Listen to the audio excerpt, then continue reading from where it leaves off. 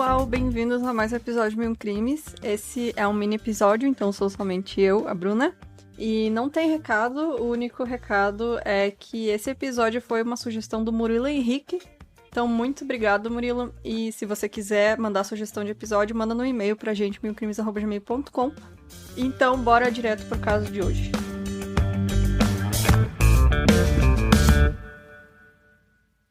O Luiz Alfredo Garavito Cubilius, ele nasceu no dia 25 de janeiro de 57. Embora a mãe dele fosse desconhecida, especula-se que ela era uma prostituta na cidade de Gênova, na Colômbia. O seu pai era alcoólatra e abusava dela e dos irmãos do Garavito. O pai dele supostamente também forçava que o Garavito observasse a mãe enquanto ela se prostituía, e por diversas vezes os clientes dela teriam abusado sexualmente dele, do Garavito. Ele acabou fugindo de casa e passou a sobreviver como conseguia nas ruas da Colômbia. Quando ele tinha 8 anos, então, o Garavito foi vítima de um pedófilo que ofereceu para ele uma refeição quente e um lugar para descansar.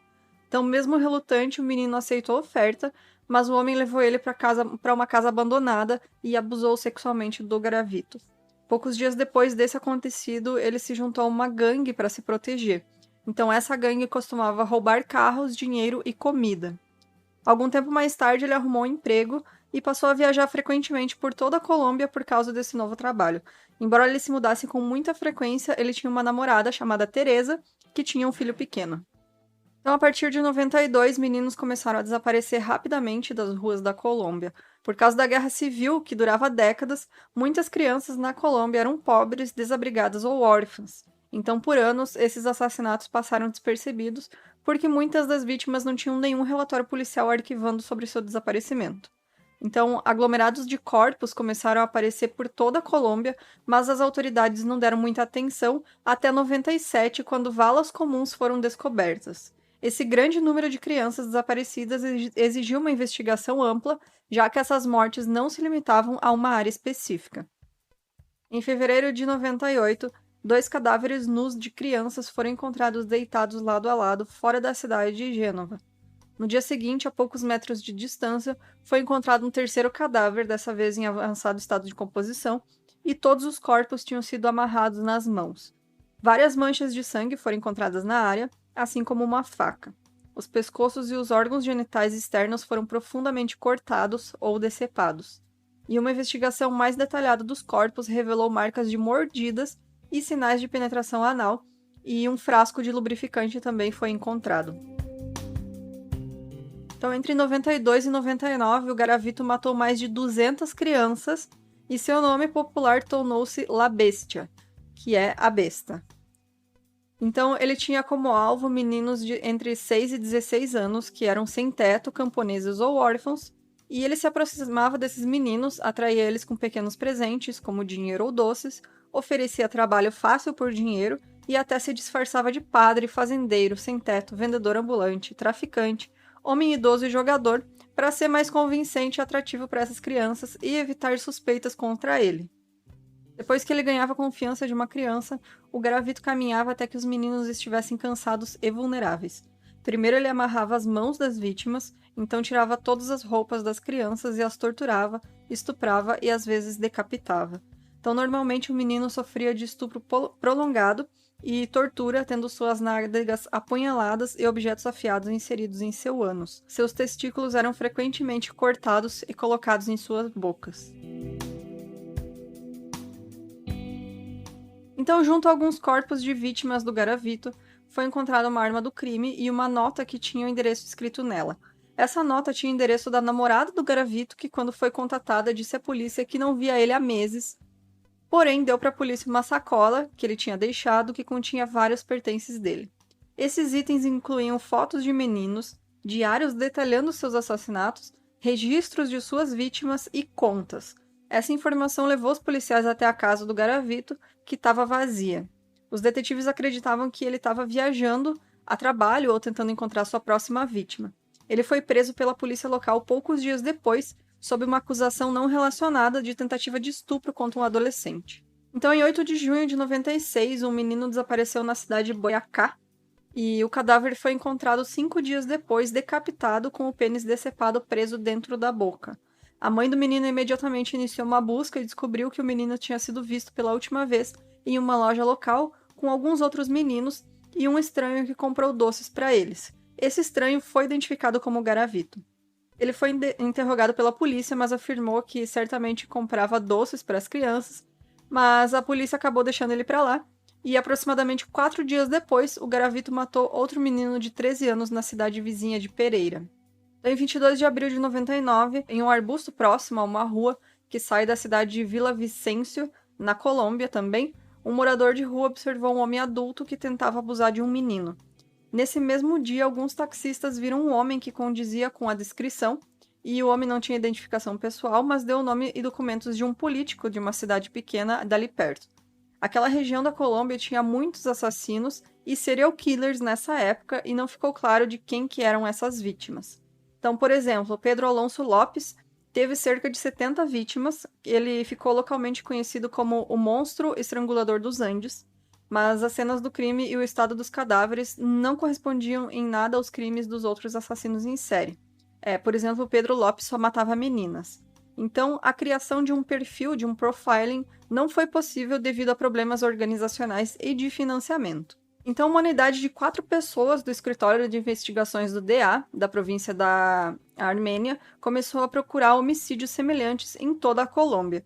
Então, centenas de casos foram relatados, mas a maioria das crianças não tinha sido identificada e não havia uma descrição de seus ferimentos. Então, a identificação retroativa pelo uso dos dentes era, na maioria dos casos, impossível, tanto porque as crianças nunca tinham feito raio-x, quanto porque raio-x ficaram soterrados depois dos terremotos de 98. Então, até hoje, 27 das crianças mortas pelo Garavito não foram identificadas.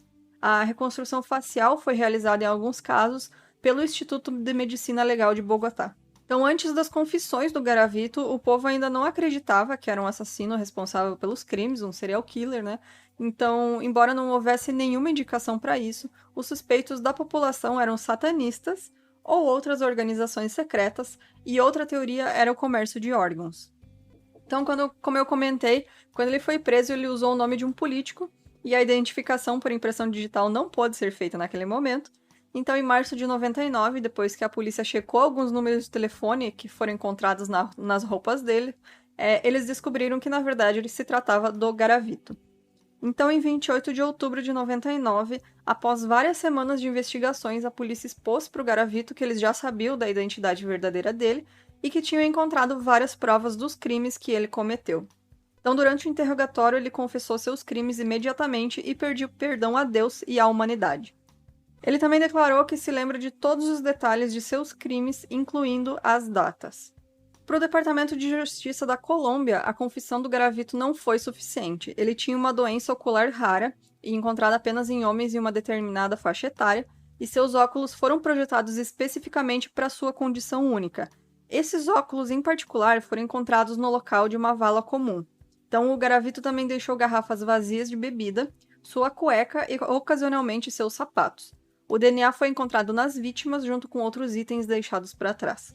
Então, a polícia programou toda a prisão onde o Garavito estava detido para fazer um exame de vista. O resultado do exame ia ajudar a polícia a emparelhar esses óculos, né, com ele como prova. Então, eles falaram que esse teste, na verdade, ia ser geral para todos os presos, ia ser obrigatório, e isso reduziu as suspeitas do Garavito e evitou que ele mentisse sobre a sua visão. Então, eles acabaram concluindo que era mesmo, esses óculos eram dele, dessa condição rara que ele tinha, e ele não percebeu, né, que era esse o objetivo da polícia.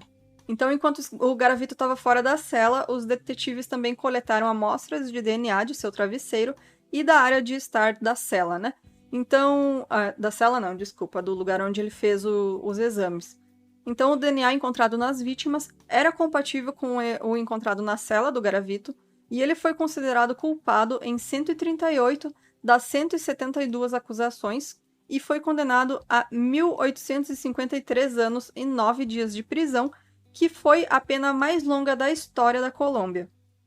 Então, no entanto, a lei colombiana limita a pena de prisão a 40 anos, e como o Garavito ajudou a polícia a encontrar os corpos das vítimas, a pena dele foi reduzida para 22 anos. Ele nunca compareceu ao tribunal por causa de uma regulamentação do Código Penal colombiano que simplifica os casos em que o réu confessou integralmente, e em que a prova objetiva de seus crimes está presente e condiz com a confissão. Então, nesses casos, os vereditos judicialmente vinculados podem ser aprovados sucessivamente e sem um julgamento formal. Então, além disso, o público já estava maciçamente indignado, né? Então, um julgamento regular não foi procurado por nenhuma das partes. Entraram em um acordo, como ele confessou e tinha as provas, enfim, a justiça lá permite isso. Então, segundo alguns sites, né, que têm as notícias sobre esse caso, a cooperação entre diferentes agências foi difícil nesse caso, porque a Colômbia é um país muito grande que sofre de constantes e extremos problemas políticos, violência massiva, especialmente entre a guerrilha, né, e unidades paramilitares, e problemas organizacionais. Então, em comparação com países mais industrializados, a pedofilia é bastante difundida, principalmente porque as crianças e adolescentes precisam obter algum tipo de renda, porque 39% das crianças na Colômbia são consideradas pobres. Isso então levou ao grande número de vítimas nessa época, mas por outro lado, não pôde ser evitado. Então, várias vezes o Garavito também simplesmente deixou o país e foi para o Equador, por exemplo. Então, o Garavito está cumprindo pena em um presídio de segurança máxima em Valledupar, que fica no departamento de El César, na Colômbia, e é mantido separado de todos os outros prisioneiros porque ele corre risco de ser morto. Ele se torna elegível para liberdade condicional em 2023. A lei colombiana, porém, diz que as pessoas que cometem crimes contra crianças não têm o direito a receber nenhum benefício da justiça e são obrigadas a cumprir pelo menos 60 anos de sua pena na prisão. Então, no caso do Garavito, o limite nacional máximo de 40 anos e a redução para 22 anos por ajudar a polícia a encontrar os corpos são considerados, então, esses tais benefícios da justiça que não seriam aplicáveis. E muitos colombianos criticaram a possibilidade da libertação antecipada do Garavito. A lei colombiana não tinha disposição ou método para impor uma sentença mais longa do que a que o Garavito recebeu, o que foi visto como uma deficiência da lei causada por essa falha em abordar a possibilidade de um assassino em série. Então, desde então, a lei aumentou a pena máxima para esses crimes para 60 anos de prisão. Então é isso, pessoal. Serial killer latino, mais um aí, um colombiano dessa vez. Acho que a gente não tinha abordado nenhum colombiano ainda. E se você quiser, então, mandar a sugestão, igual o Murilo Henrique fez, manda para o nosso e-mail, mincrimes@gmail.com. E se você quiser nos apoiar, para a gente continuar fazendo um trabalho massa aí, melhorando cada dia o podcast, manda apoias. Apoia a gente pelo site mincrimes.com.br. E segunda-feira a gente tá de volta com um episódio completinho e grande para vocês. Até lá, tchau!